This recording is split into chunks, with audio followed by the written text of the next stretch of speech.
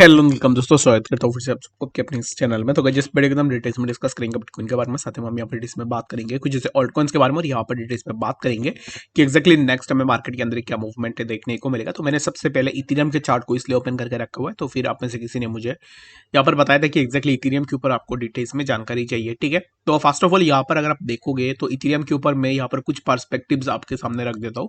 First of all यहाँ पर long term के लिए अगर आप देख रहे हो इथेरियम को, तो लॉन्ग टर्म के लिए इथेरियम बहुत ही ज्यादा बुलिश है। इन कमिंग डेज इथेरियम बहुत अच्छा सा रिटर्न बना के देगा अनडाउटेडली। अगर आप यहाँ पर लॉन्गर टाइम फ्रेम के लिए इथेरियम को ग्रैब करने का सोच रहे हो, तो अब इस टाइम पे जो प्राइस चल रहा है, इस प्राइस पे आप यहाँ पर लॉन्ग टर्म के लिए बाइंग नहीं बना सकते हो। ठीक है, क्योंकि इथेरियम के प्राइस जब 888 890 डॉलर इस जोन के आसपास था, यानी कि 1000 के बीच में ही था, तब भी मैंने बार बार आप लोगों को बताया था कि एक्जैक्टली कोई भी अगर ऐसा है जो इथेरियम में लॉन्ग टर्म के लिए अपना इन्वेस्टमेंट बनाना चाह रहा है, तो वो अभी इस टाइम पे कंसिडर कर सकता है।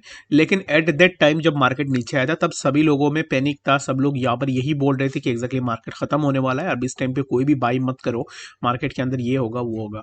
बट यहाँ पर इवेंचुअली हमें क्या देखने को मिला, मार्केट ने एक अच्छा खासा परफॉर्म की है, जो कि एक्सपेक्टेड था। कोई भी अगर नया मार्केट में आ रहा है, जब मार्केट नीचे जाता है, वो पैनिक होके अपना यहाँ पर जो है बाइंग बंद कर देता है। और जो यहाँ पर पहले से ही मार्केट के अंदर है, वो क्या करेगा, जब भी मार्केट नीचे आएगा उसको अपॉर्चुनिटी दिखेगी, and in between this opportunities वो अपना बाइंग बनाने का सोचेगा। ठीक है, तो बट ये आपको डिसाइड करनी है कि आपको किस एंगल पे जाना है। जब प्राइस ऊपर चला जाए, हाइप मार्केट के अंदर आ जाए, तब आपको बाई करना है, या फिर जब लोग डरे हुए हैं तब आपको बाई करना है। तो अभी इस टाइम पे for now longer time frame के लिए कोई भी अगर बाइंग बनाना चाह रहा है, तो राइट नाउ इथेरियम के अंदर कोई भी बाइंग नहीं बनेगी। In the second thing is that कि अगर आप यहाँ पर फ्यूचर में बाई या फिर सेल करने का सोच रहे हो, तो फ्यूचर के अंदर अब इस टाइम पे सेलिंग का ऑप्शन आप देखो, बाइंग के लिए बिल्कुल भी मत देखो।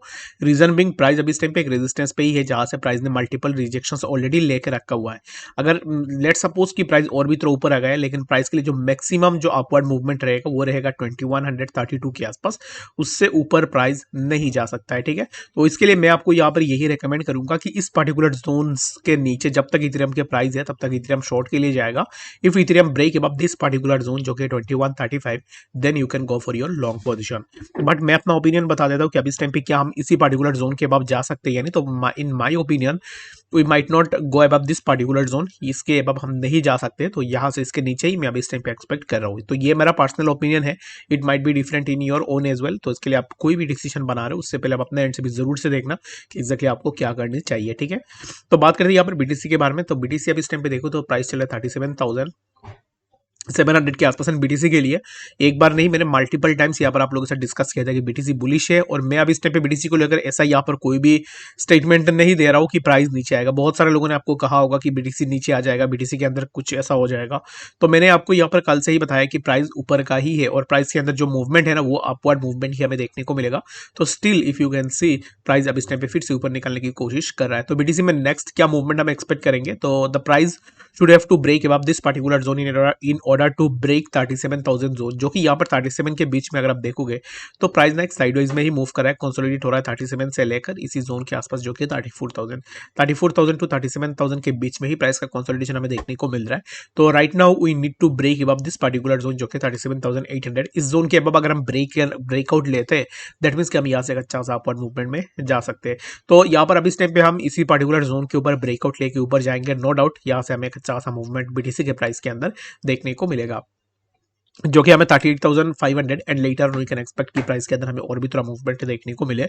तो still I am bullish on BTC, और जैसे कि मुझे ऐसा लग रहा है कि प्राइस यहाँ से अब इस टाइम पे ब्रेकआउट लेगा, और यहाँ से प्राइस के अंदर हमें फर्दर अपवर्ड मूवमेंट देखने को मिलेगा।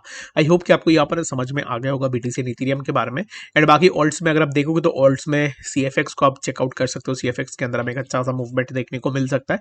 और बाकी और भी कुछ ऐसे ऑल्ट्स है जिनके प्राइस के अंदर सिमिलर काइंड ऑफ मूवमेंट आने वाले टाइम में एक्सपेक्टेशन लगा सकते हैं।